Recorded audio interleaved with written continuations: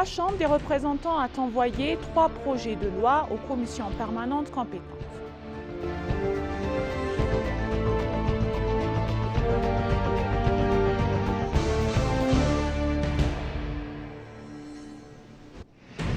Toute initiative sur la mer Rouge devrait inclure l'Éthiopie selon le IFA.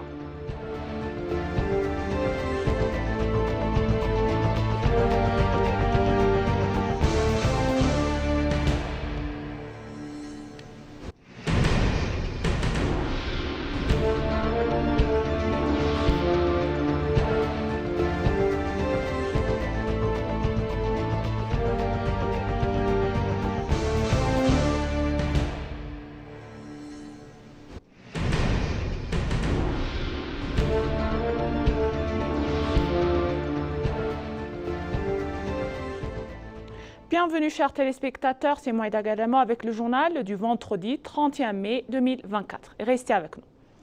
La Chambre des représentants du peuple a examiné 3 projets de loi de sa 29e session ordinaire et de la renvoyer aux commissions permanentes compétentes pour un examen détaillé. Concernant le projet de loi de modifiant de la proclamation numéro 359/9, a déclaré que le chef de la Chambre des représentants, M. Tesfaye Beldjigui, a expliqué que le projet de loi aidera les citoyens et les étrangers à obtenir des documents qui les aidera de loi, les citoyens et les étrangers, qui permis de séjour temporaire et permanent. Il a également expliqué que cela contribue à assurer la sécurité nationale et la souveraineté du pays en contrôlant le trafic humain illégal et en contrôlant les personnes interdites par la loi de quitter et d'entrer illégalement dans le pays. Le chef a renvoyé que l'inamitié de l'amendement proposé au service d'immigration et de la citoyenneté 354/9 en tant que proclamation numéro 19 du calendrier éthiopien 2016 au comité permanent des relations étrangères et des affaires de paix pour un examen détaillé. La Chambre a discuté pour la 2e fois du projet de loi sur le rétablissement de services d'immigration et de nationalité.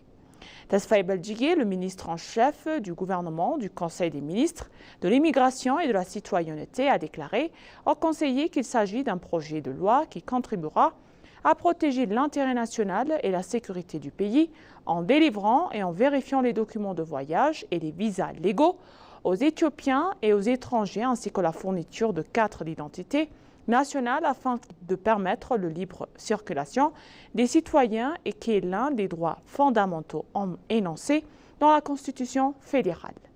Le Conseil a adressé à l'unanimité le projet de loi visant le rétablissement de services d'immigration et de citoyenneté par proclamation numéro 20 2016 calendrier éthiopien à la Commission permanente des relations étrangères et des affaires de paix.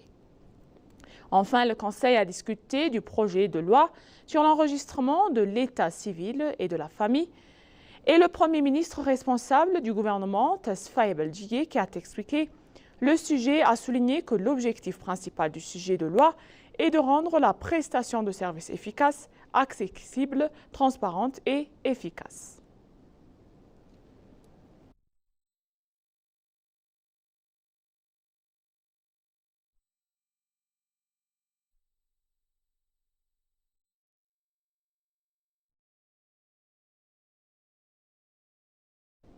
Dans une autre nouvelle donc, l'initiative pour la Corne de l'Afrique convoque la 21e réunion ministérielle à Nairobi. L'initiative pour le Corne de l'Afrique, c'est-à-dire HOIAI, organise sa 21e réunion ministérielle parallèlement aux réunions annuelles de la Banque africaine de développement pour 2024 au Centre de convention internationale Kenyatta et Nairobi. Sous la direction du ministre éthiopien des Affaires, des Finances, M. Ahmed Shide et la coprésidente Marie-Laure de la Banque africaine de développement, l'événement a marqué une avancée significative vers l'unité et la prospérité régionale. L'ordre du jour de la réunion s'est concentré sur la permanence de portefeuille d'initiative et la mise en œuvre de la feuille de route pour les zones frontalières. La nécessité d'adopter des approches personnalisées pour la mise en œuvre des projets a été soulignée, tout comme l'importance de l'approbation et du leadership locaux dans le renforcement de la coopération régionale. En outre, la réunion a abordé les disparités économiques actuelles de la région en particulier dans les communautés frontières mal desservies, soulignant la nécessité de consolider les ressources, de forger des partenariats solides pour relever les défis de la région. Dans son discours d'ouverture, le ministre des Finances, Ahmed Shide, a salué les contributions essentielles dans son homologue kenyan, le secrétaire d'État, M. le professeur Njuguna, et il a fait éloge de la Banque africaine de développement pour son rôle dans l'organisation de la réunion de l'EHOIAI parallèlement à son événement annuel.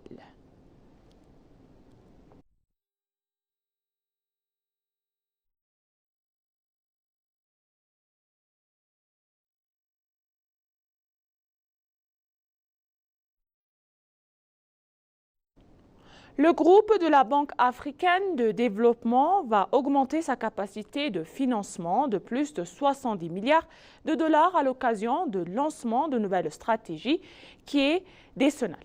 Donc la banque a dévoilé de nouvelles stratégies décennales de 2024-2023, un plan directeur pour faire face aux défis présentants de l'Afrique et pour aider le continent à remettre fermement sur la voie d'une croissance économique et d'une prospérité soutenue.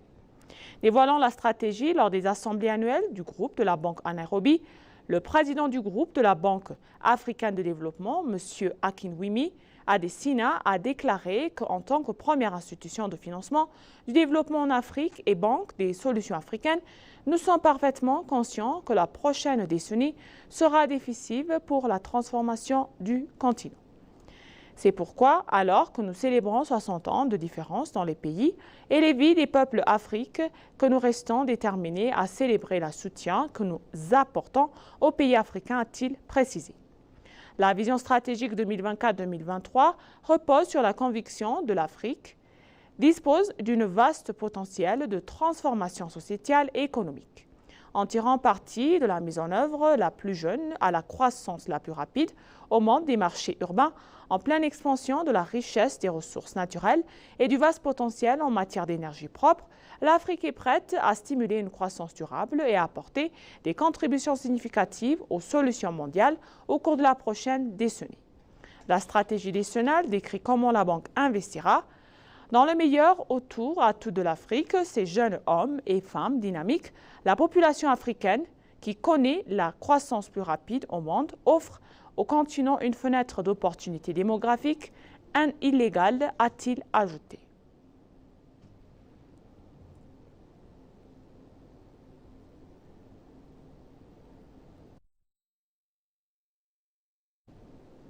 Le secteur de la construction en Éthiopie est en plein essor et représente 21% du PIB selon le vice-premier ministre. Le vice-premier ministre, M. Tamaskan Teruna, a déclaré que l'industrie de la construction en Éthiopie avait atteint une étape importante, contribuant à hauteur de 21% au produit intérieur brut, c'est-à-dire le PIB du pays. Le fonctionnaire a fait cette remarque lors de l'inauguration de très attendue l'exposition de Big Five Construction Ethiopia 2024, Exhibition and Expo, dans la capitale d'Addis Abeba. Écoutez les détails. L'événement sur le Team Building Ethiopia, auquel ont participé le président de la Chambre des représentants du peuple, Tagasse Tchafo, la maire d'Addis Ababa, Adanesh Abebe, et le ministre de l'Urbanisme et de l'Infrastructure, Djali Toussani, ainsi que d'autres acteurs de l'industrie, a célébré la croissance remarquable du secteur de la construction en Éthiopie. Le vice-premier ministre, Tamaskan Teruna, a déclaré à cette occasion que le secteur devrait maintenir un temps de croissance annuel de plus de 8%, contribuant ainsi que grandement à la prospérité générale du pays. Il a souligné les efforts du gouvernement pour créer un environnement favorable à l'investissement et au développement de l'industrie de la construction. Le secteur de la construction en Éthiopie joue un rôle essentiel dans le développement des infrastructures et de la création d'emplois, a déclaré le vice-premier ministre Tamaskan Teruna. L'Éthiopie a la capacité de fournir 80% des matériaux de construction nécessaires dans le pays, a déclaré le vice-premier ministre. Notre plan de développement décennal donne la priorité à la construction de routes, de chemins de fer et de zones économiques spéciales, ce qui témoigne de l'engagement du gouvernement en faveur de la croissance du secteur, a ajouté le vice-premier ministre.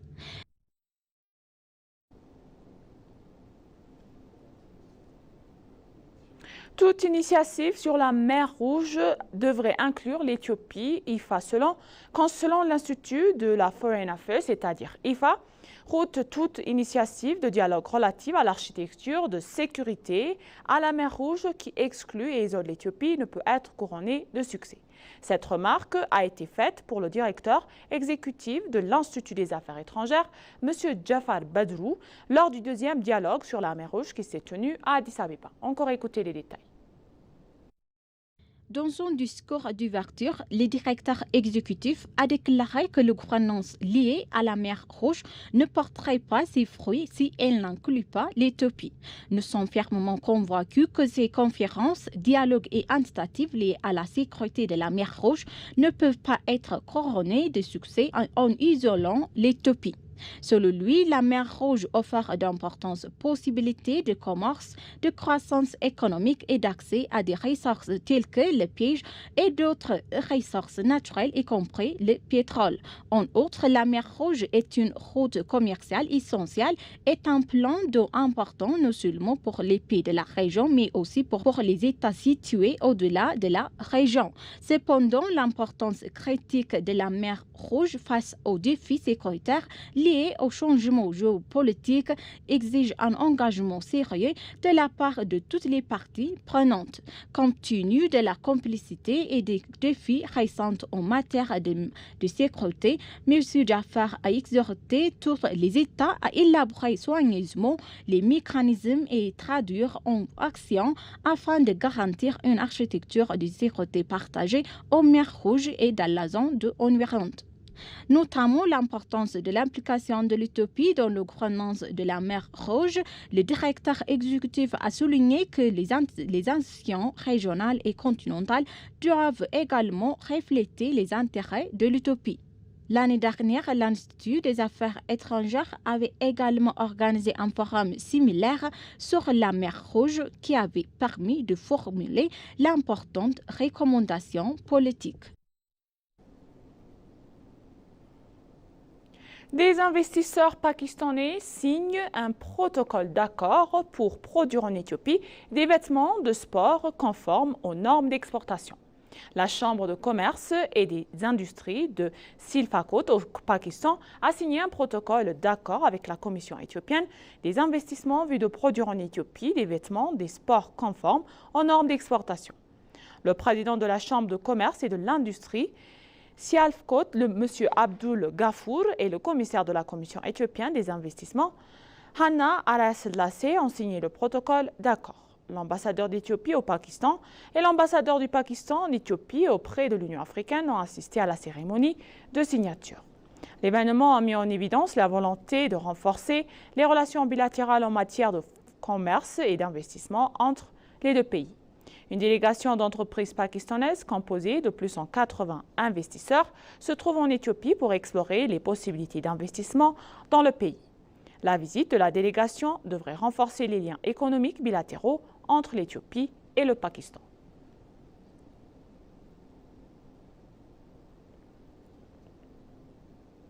La région d'Amara se prépare à protéger plus de 469 000 habitants des inondations. Dans le cadre d'une mesure protective visant à atténuer l'impact éventuel d'inondations au cours de la prochaine saison, des pluies, la Commission de coordination de la prévention des catastrophes et de sécurité alimentaire de la région d'Amara entreprend des préparatifs complets pour protéger plus de 469 000 habitants de la région. Le directeur de l'alerte précoce de la réponse de la Commission, M. Branou Zaoudou, a fourni un compte-rendu détaillé des efforts en cours. Les travaux de prévention des inondations sont menés en identifiant des zones historiquement sujettes aux inondations pendant les mois d'hiver, a-t-il déclaré. L'autorité météorologique éthiopienne prévoit de fortes précipitations dans les mois à venir, ce qui souligne l'urgence de ces mesures préparatoires. Un budget de plus de 100 millions de birrs éthiopiens a été alloué en financement des initiatives d'atténuant des inondations depuis le mars dernier. Des activités de prévention des inondations sont mises en œuvre dans la zone du sud de Gonder, en particulier dans les districts de Dera, Limo, Kamkam et Forjera, ainsi que dans les zones centrales du Gonder, autour du Gonder et dans les autres districts de Dambia, ouest et est, ainsi que dans les régions d'Amara ouest et est. M. Berano a souligné que 22 administrations urbaines et distinctes ont été identifiées comme très vulnérables aux inondations sur la base de l'évolution globale. Le travail préparatoire nous permettra de protéger plus de 469 000 habitants qui vivent dans ces zones à risque et dépendent des services sociaux, a-t-il expliqué. Les efforts d'atténuation des inondations devraient permettre de protéger 15 000 maisons et 218 000 animaux domestiques de l'impact dévastateur des inondations.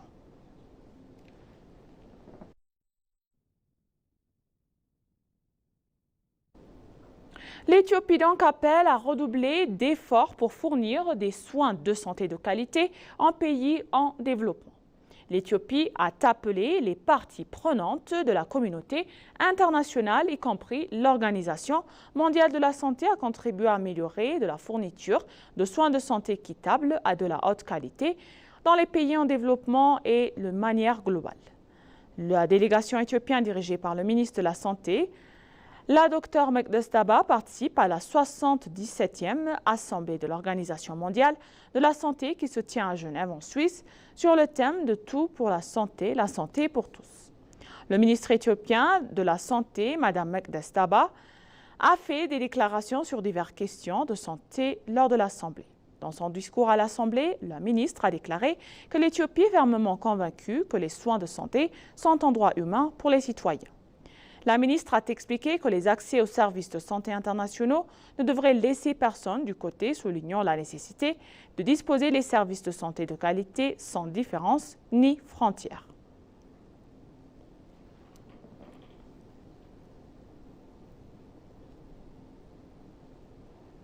Et pour conclure le journal, lors du 45e championnat du monde de cross-country organisé à Belgrade, en Serbie, les athlètes éthiopiens ont remporté la course de 6 km pour les jeunes femmes en allant de 1 à 3.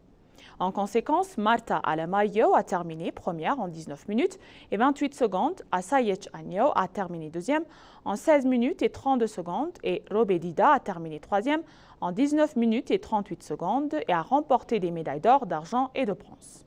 En outre, les données de la Fédération éthiopienne d'athlétisme indiquent que l'athlète Yenewa Nebret a terminé 6e en 19 minutes et 50 secondes. Lemlem a terminé 8e en 20 minutes et 1 seconde et Shintogumi a terminé la course en 20 minutes et 2 secondes. Dans la course de 8 km chez les jeunes hommes, le record de la médaille d'argent dans le dictionnaire de l'athlète a également été indiqué.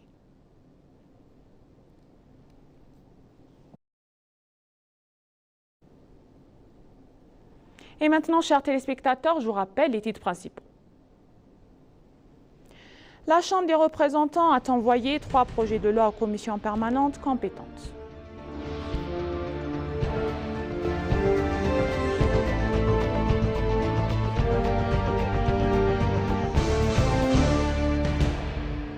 Toute initiative sur la mer Rouge devrait inclure l'Éthiopie selon l'IFA.